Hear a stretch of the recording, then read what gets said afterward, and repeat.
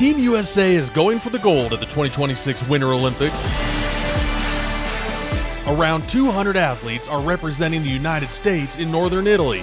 That includes the face of U.S. skiing superstar Mikaela Shiffrin, who's looking to add to her Olympic medals, and her teammate Lindsay Vonn, who's proving age is just a number, coming out of retirement for the chance to compete in Cortina and one of her favorite places.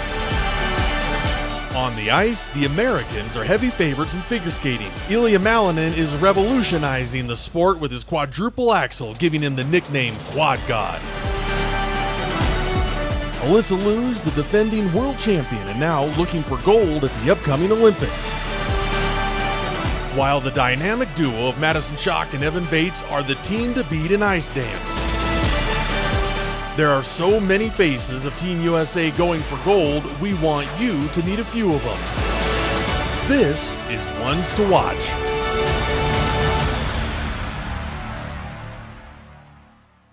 Hello, I'm Matt Renew, and you're watching Ones to Watch. Over the next half hour, we'll be looking at some of the best and brightest stars with Team USA, those athletes who are expected to stand on the podium at the 2026 Winter Olympics in Milan and Cortina. And we start with one of the biggest comeback stories ever in sports. Ski racer Lindsay Vonn, who at 41 years of age is making a big comeback and coming out of retirement, heading to her 5th Olympics, competing against athletes half of her age. She's the oldest person to ever win an Alpine ski racing World Cup, and now she has her sights set on Cortina, a place she's had plenty of success at.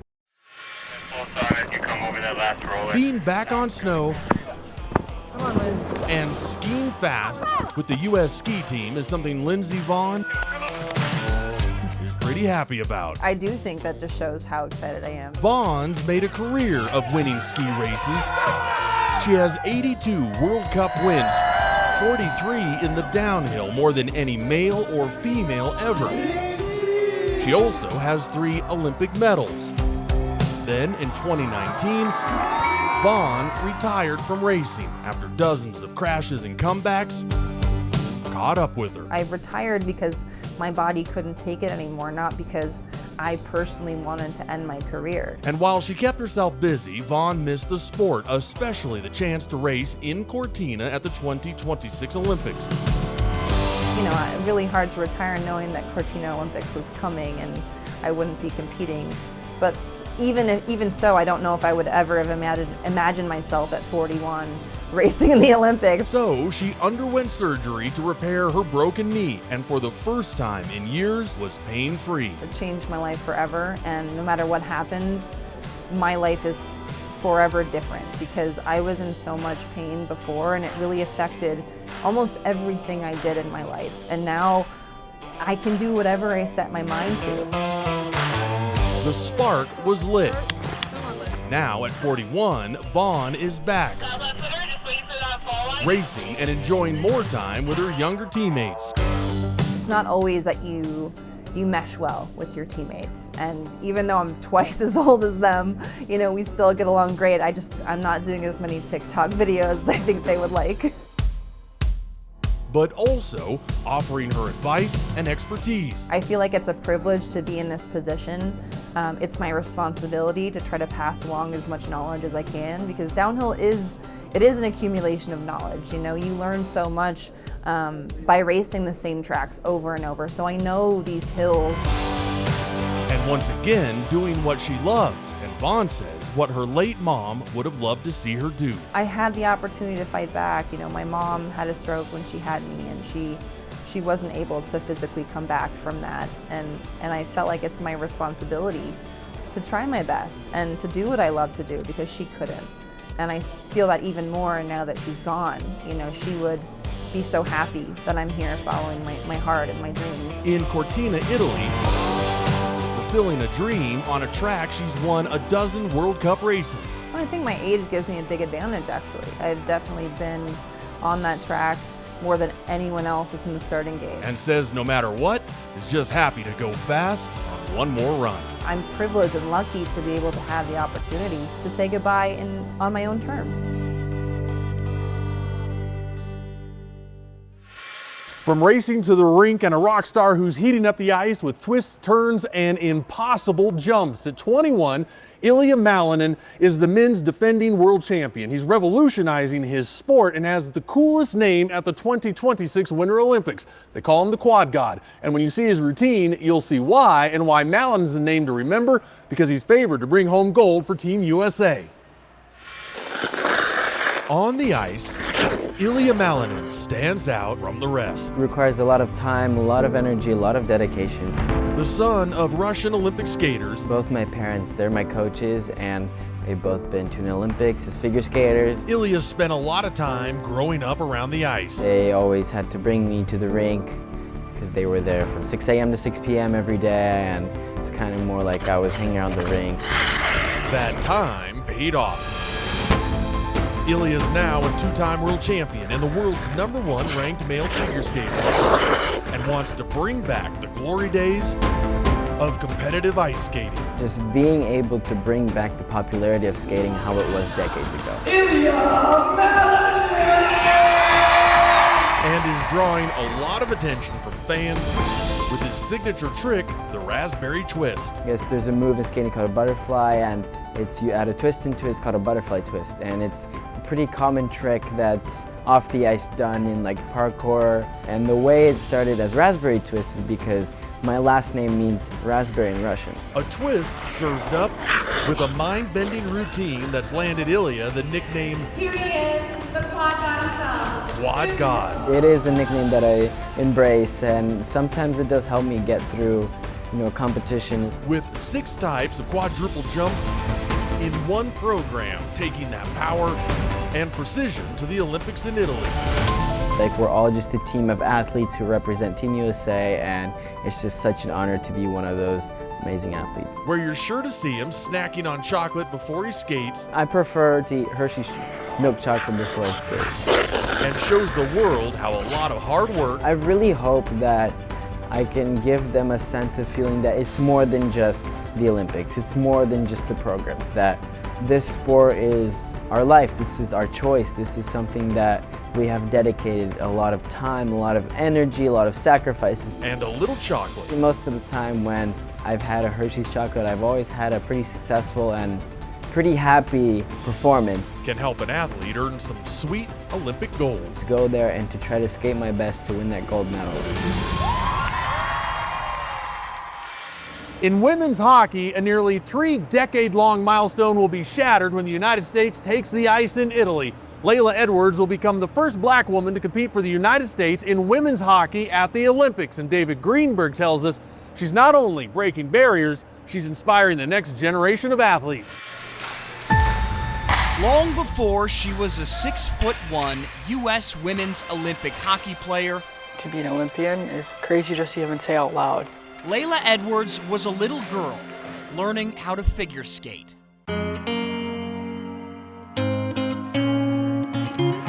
There's a lot of people that I owe to give my best to every day and make them proud. Can we do some from this side?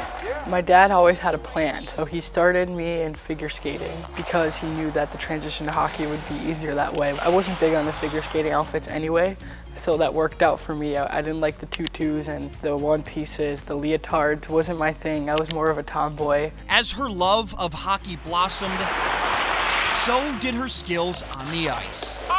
I first realized how special Leila was when she was like 7 and she was making adult moves, zooming through people. And then she started like scoring all these goals and she was just like ahead of the group. Those skills weren't the only thing that stood out. Walking into a rink and saying the basketball court's that way, having experience with microaggressions taught me lessons, had me grow thicker skin in a predominantly white sport. All right. Those experiences only fueling her determination. Now, she's set to make history. This is incredible. Like, I have the opportunity to be a role model to many young athletes, especially hockey players of color. Given this opportunity, I'm gonna embrace it. Shoot it. Her life in hockey has taken her from her hometown, one of Cleveland Heights' own, and University of Wisconsin hockey forward Leila Edwards, to Madison, Wisconsin, winning 2 national championships in 3 years with the Badgers. I mean, the feeling of winning was probably the best moment I've ever felt because you got to do it among some of your best friends and for me, among my sister. And countless other countries across the globe. I was approached by a mom with her 2 kids of color. She was so grateful to have met me and to have her kids watch me so that they can see people that look like them playing hockey. Oh, through the cone. From that little girl to the cusp of Olympic glory. Wearing the sweater with USA on the front is one of the greatest honors. She's dreamt of this moment. When I'm laying in bed at night and can't sleep, I picture those rings and to have the gold medal around your neck standing on the podium. It's reachable now. Whew. Women's hockey will face off against Chechnya on February 5th, which is one day before the opening ceremony of the 2026 Winter Olympics, and the men will start their play against Latvia on February 12th. Still to come, she holds the record for the most Alpine World Cup ski racing wins. We'll catch up with Mikaela Shiffrin. Plus, back to the rink, where a California woman is the reigning world champion in figure skating even after stepping off the ice with an early retirement so she could live a normal life and just be a teenager. We'll meet Team USA's Alyssa Liu. You're watching Ones to Watch.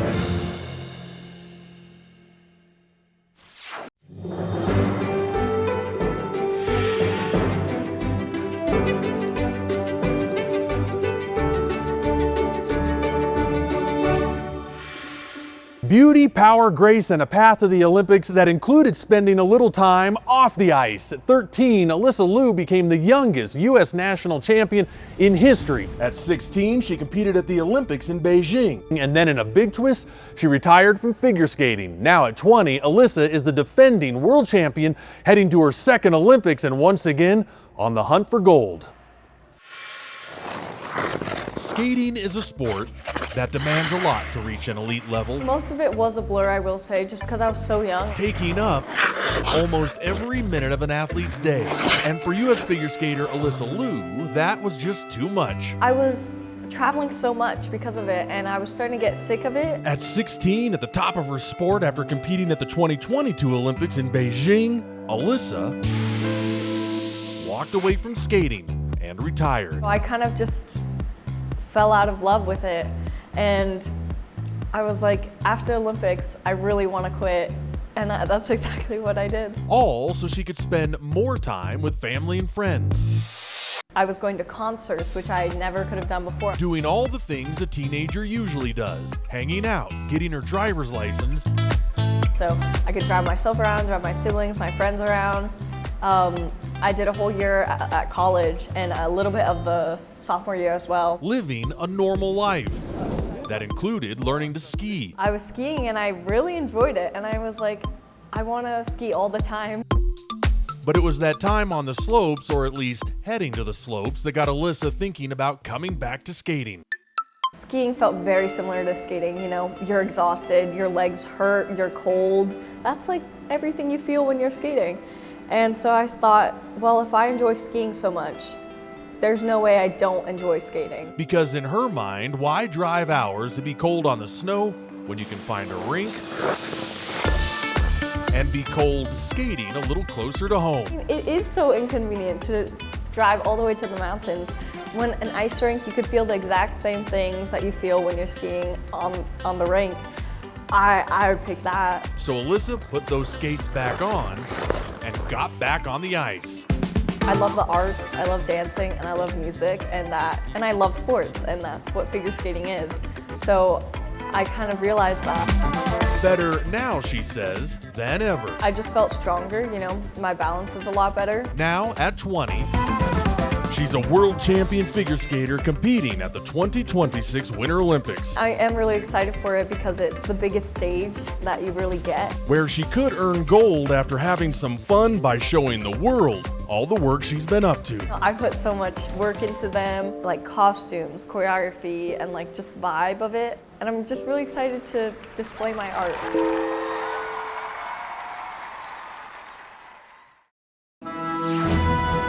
Still to come on Ones to Watch, she's the face of U.S. skiing. Mikaela Shiffrin talks about what she thinks about going for gold in the mountains of Cortina. And the best ice dance team in the world wears red, white, and blue. Why Madison Chock and Evan Bates spend a lot of time together on and off the ice. That's next on Ones to Watch.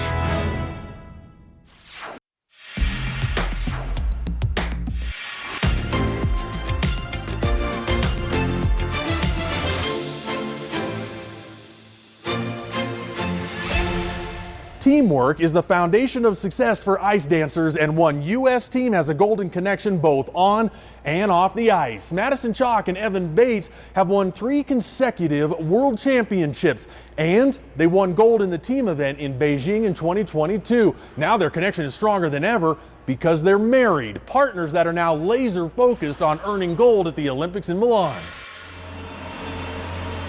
On the ice dance partners Madison Chock and Evan Bates have a personal bond that goes beyond the rink. We have experienced so much of life together, working together, spending really all of our time together, and going through these incredible experiences that skating has brought us. The two have skated together for more than 15 years, but just after the 2022 Olympics in Beijing, just done with the Beijing Olympics, so it was a big milestone. We were doing this tour with Stars on Ice where we were going across the country. Bates, who's used to the pressure of being an elite figure skating athlete, had to steady his nerves. I knew the answer. I thought I knew what the answer was going to be, but still nonetheless, very sweaty palms. For a surprise proposal on a beach in Thailand to his ice dance partner. Shaky voice, very nervous, even though it was just the two of us. Now this couple has a connection beyond what most athletes share. We just feel like our bond is really strong, started as friends, became something more. Working together on music selections. We do the listening together. We really, like I said, put our brains together and come up with something that works for both of us and highlights our strengths and our passions for skating. With Madison designing their costumes, even for their competitors. She just designed costumes for herself, for me, and actually for some of the competitors in our discipline as well. So she's really a highly sought after designer. It's a partnership that works. They're the #1 ranked ice dancers and Olympic champions. All right, everybody. And we're at the center of attention for a surprise. 2 special people here with us in the museum today. At the U.S. Olympic Paralympic Museum in Colorado Springs. Not expect that. No, we did not expect that.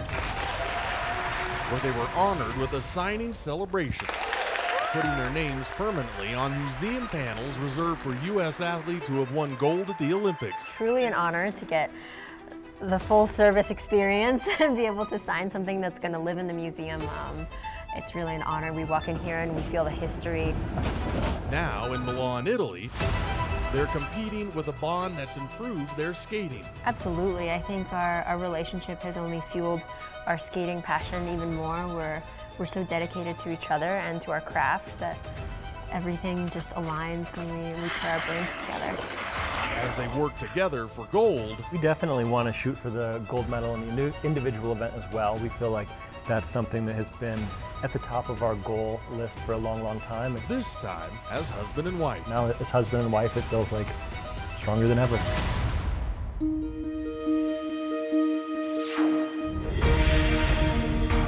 Pressure, positivity, and poise, qualities superstar Mikaela Shiffrin brings to ski racing and the Winter Olympics in Cortina. How the greatest ski racer of all time is embracing the expectation for gold. Next on Ones to Watch.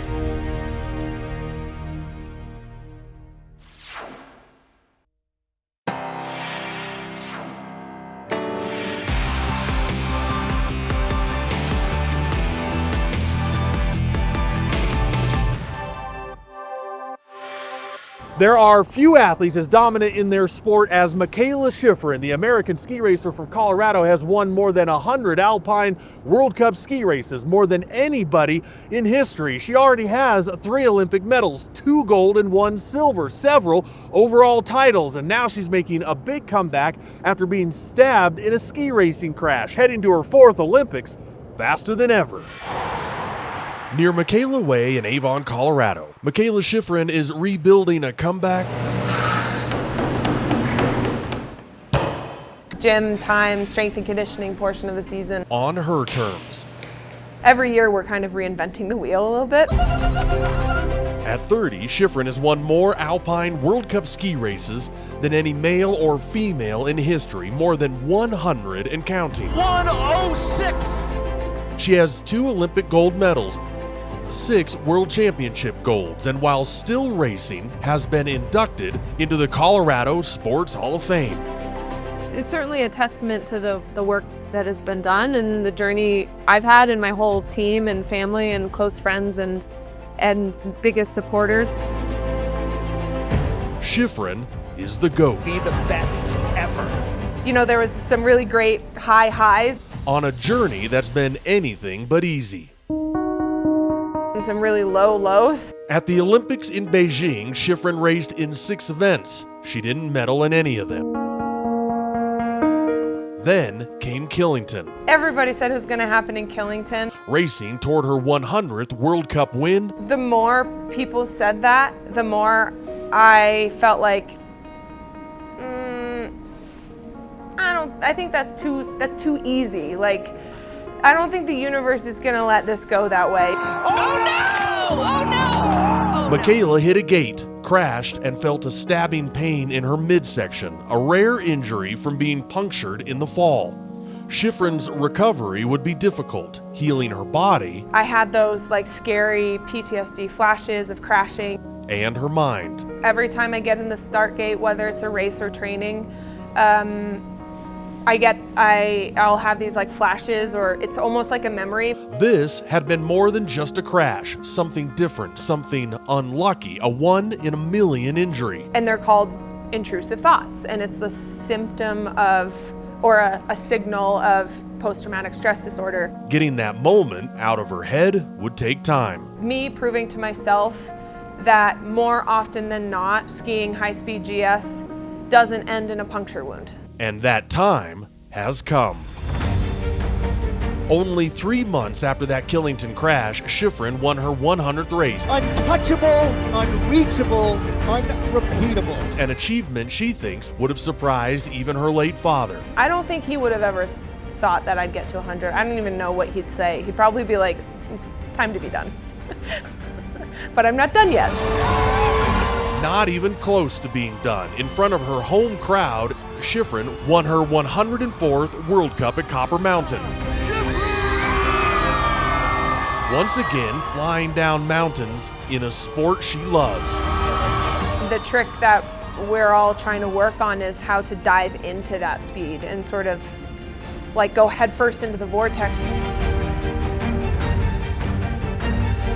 All leading Shiffrin to her 4th Olympic Games in Italy, racing this time on familiar snow. Understanding the lay of the land, knowing approximately where your hotel or your house or lodging is going to be. And back in a familiar place, atop podiums and racing fast at the Olympics, on her terms. Take a look inward and say like, wow, this is real, this happened, this is now a written part of history. That's a pretty special moment. And that's all the time we've got. You can see more of these athletes when they compete at the 2026 Winter Olympics. The opening ceremonies are February 6th. I'm Matt Renew, and we'll see you in Italy.